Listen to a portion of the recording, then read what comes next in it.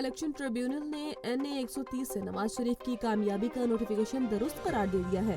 Tribunal نے PTI کی رہنما ڈاکٹر یاسمین راشد کی نواز شریف کے خلاف درخواست خارج کر دی ہے۔ درخواست پر جج ریانہ زاہد محمود نے فیصلہ سنایا۔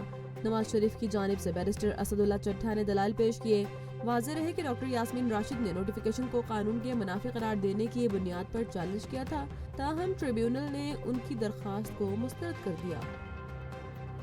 پشاور پولیس نے 2025 کے دوران اپنے سرچ اینڈ سٹرائک آپریشن کے رپورٹس جاری کر دی ہیں۔ رپورٹ کے مطابق سال بھر میں 116 آپریشنز کیے گئے، جن میں 731 افراد کو حراست میں لے لیا گیا۔ آپریشن کے دوران 846 ہتھیار اور 14,000 سے زائد گولیاں برآمد ہوئیں، جبکہ منشیات کے خلاف کارروائیوں میں 524 ملزمان گرفتار کیے گئے۔ برآمد شدہ منشیات میں 40 کلو چرس، 91 کلو آئس اور تقریباً 3 کلو ہیروئن شامل تھی۔ منشیات کے اڈوں پر کریک ڈاؤن کے دوران 95 بوتلیں شراب بھی ضبط کی گئی۔ علاوہ ازیں کرایہ داری قوانین کی خلاف ورزی پر 1596 افراد کو گرفتار کیا گیا۔ یمنی صدارتی قیادت کونسل نے متحدہ عرب امارات کے ساتھ مشترکہ دفاعی معاہدہ منسوخ کر دیا ہے۔ یہ اقدام سعودی عرب کے اتحادی فوجی کارروائی کے بعد سامنے آیا، جس میں یمن کے مکلا بندرگاہ پر 2 بلا اجازت داخل ہونے والے اماراتی جہازوں کو نشانہ بنایا گیا۔ سعودی عرب نے UAE سے 24 گھنٹوں میں یمن سے اپنی فوج نکالنے کا مطالبہ کیا ہے۔ سعودی وزارت خارجہ کا کہنا ہے کہ یمن میں علیحدگی پسند گروہوں کی حمایت خطے کی سلامتی کے لیے خطرہ ہے اور امن کے قیام کے لیے مذاکرات ہی واحد حل ہے، جبکہ دونوں برادر ممالک کے تعلقات اور خلیجی تعاون کو ترجیح دی جائے گی۔ بگ بیش لیگ میں برسبن ہیٹ کی نمائندگی کرنے والے پاکستانی فاسٹ بالر شاہین شاہ افریدی گھٹنے کے انجری کا شکار ہو گئے ہیں، جس کی برسبن ہیٹ نے تصدیق کی ہے۔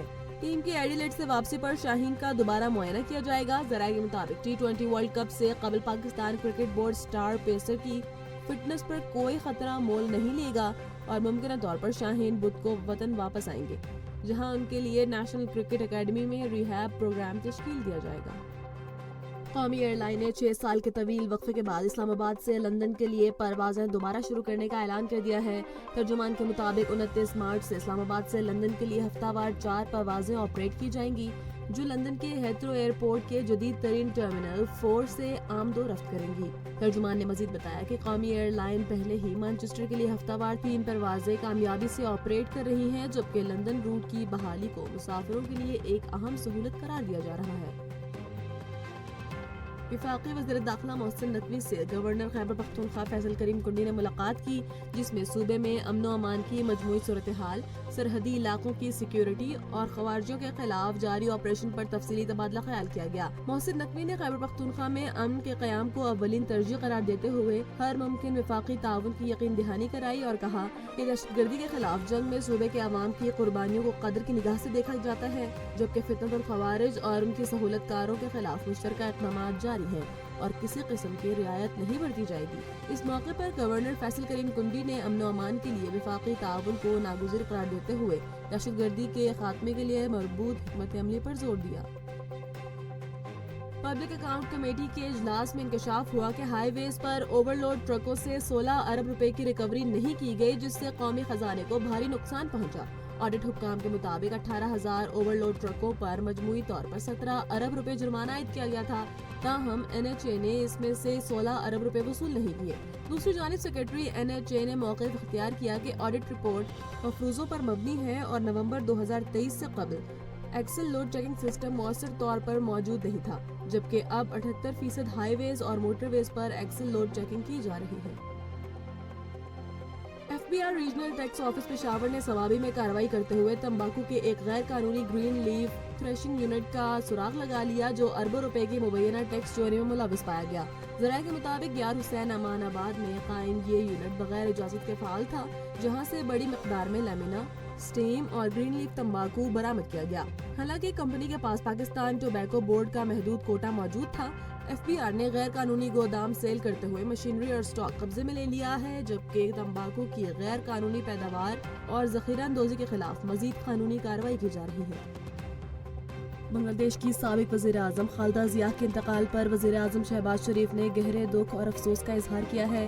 اپنے تعزیتی بیان میں شہباز شریف نے کہا کہ بیگم خالدہ ضیاء پاکستان کی پرعزم اور مخلص دوست تھی اور پاکستان اس مشکل گھڑی میں بنگلہ دیشی حکومت، عوام اور سوگوار خاندان کے ساتھ کھڑا ہے۔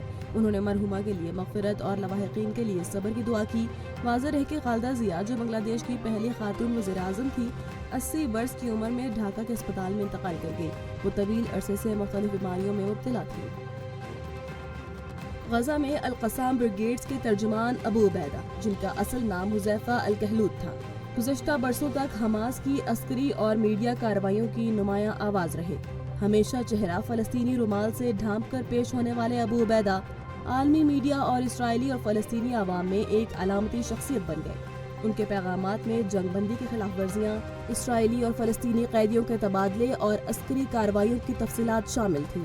2006 میں وہ باضابطہ القسام کے ترجمان بنے اور گلاد شالیت کے قیدی تبادلے کے بعد عالمی سطح پر مشہور ہوئے۔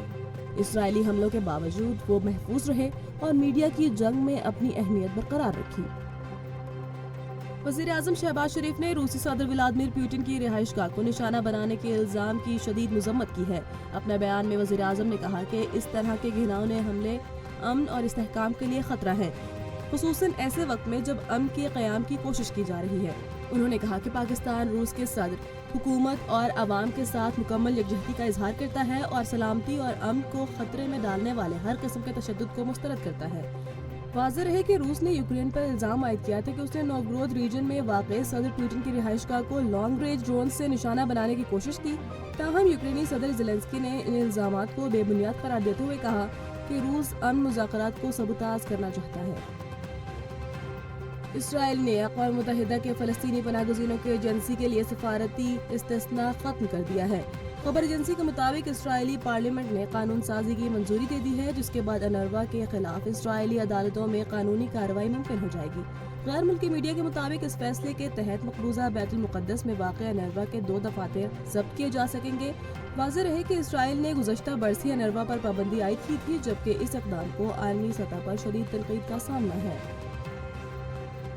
لاہور میں شدید دھند کے باعث شہر کا فلائٹ آپریشن تقریباً 8 گھنٹے سے معطل ہے۔ 4 پروازیں اسلام آباد پر اتار لی گئی ہیں، جبکہ لاہور سے دبئی، ابوظہبی، جدہ اور کراچی جانے والی پروازیں منسوخ کر دی گئی ہیں۔ دھند کی شدت کی وجہ سے اندرون اور بیرون ملک پروازوں کا شیڈول متاثر ہوا ہے، ساتھ ہی شہر کے مختلف علاقوں میں ٹریفک کی روانی بھی متاثر ہے۔ M2 بلکسر سے کوٹ مومن اور M3 فیض پور سے رجانہ موٹر ویز دھند کی وجہ سے بند ہے۔